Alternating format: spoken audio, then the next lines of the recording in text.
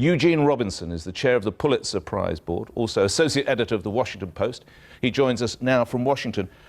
Initially then, your reaction to what we heard from the president in Phoenix?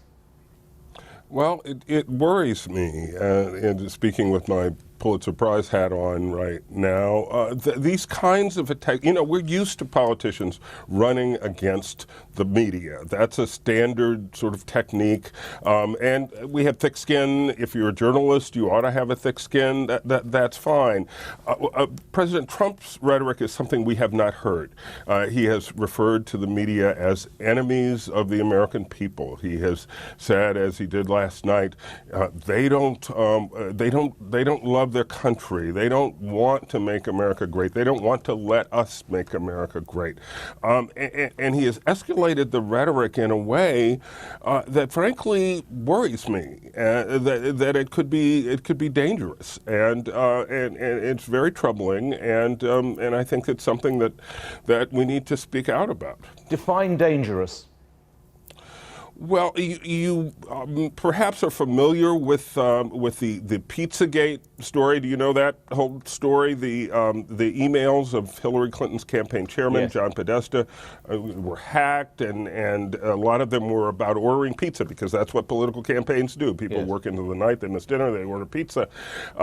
Conspiracy theorists saw these pizza emails and deduced that there must be some sort of code, and somehow leapt to the conclusion that Hillary Clinton was running a pedophile ring out of a specific pizza restaurant here in Washington. And so, a month after the election, a man from North Carolina drove to Washington, went to that restaurant carrying a loaded military-style automatic rifle, fired a shot, and demanded to be taken to the basement of the restaurant so he could free the enslaved, sex-enslaved children. Now, there is no basement. Of course there were no children. This is a complete fabrication, and it is fortunate that the customers and employees were not injured in this incident, and the man was arrested. But the potential for disaster was there. It's a restaurant where parents take their kids to eat. It is not a leap to worry that such a thing could happen to a newsroom. Well, let's ask you then, we saw in that report from Phoenix the tensions running high on both sides, on both extremes, the story you've just told us about the pizza restaurant. I mean, how much is that the real America then that we're seeing? Well, my view is that neither America is more real than the other. No one's America is more real than anyone else's.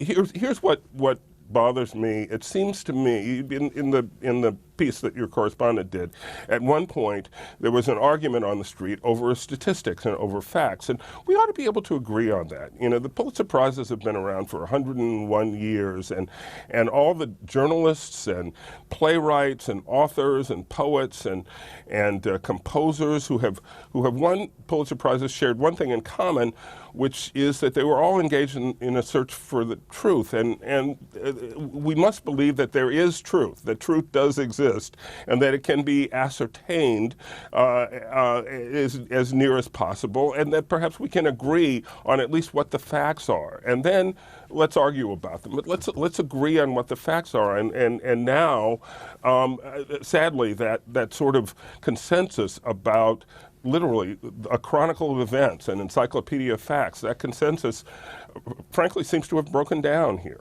When you look at a Harvard University report which studied the coverage that President Trump got in his first 100 days, in print and on TV, it reported that the coverage was 80% negative. How fair is it then to say that perhaps this isn't wholly a one-way street, that there is some blame from for the media?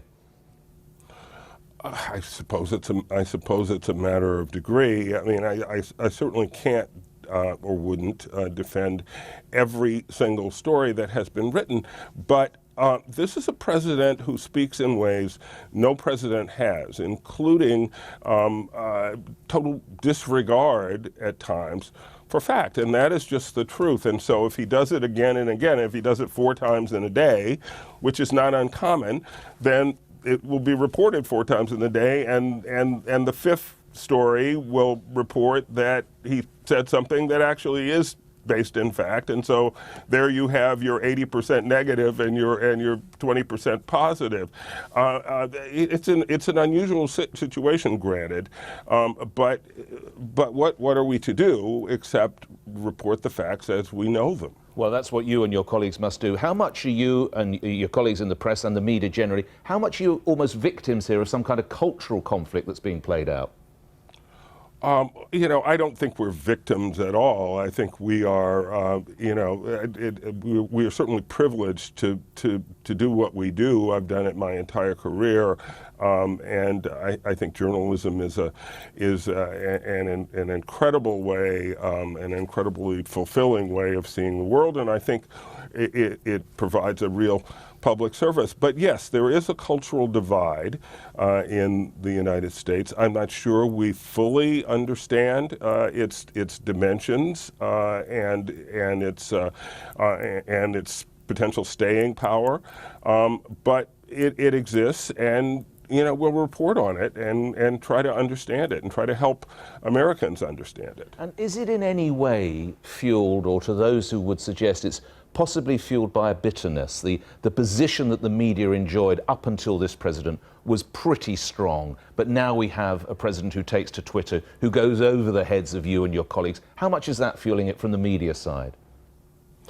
Well, certainly we're in a new era when the president, who has umpty million followers on Twitter, is able to communicate directly with that many people without the intermediation of the media.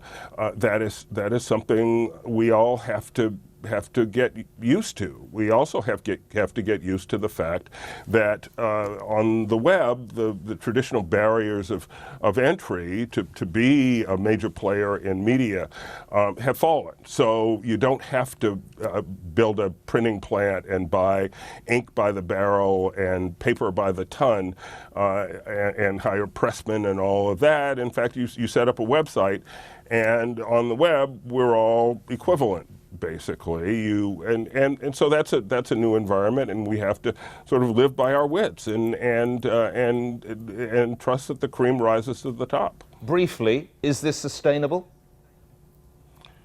What the relationship between the White House, the president, and the media?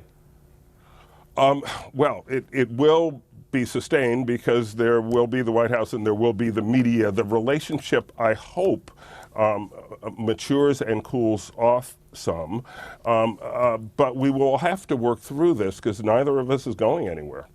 Eugene Robinson, thank you for your time this evening.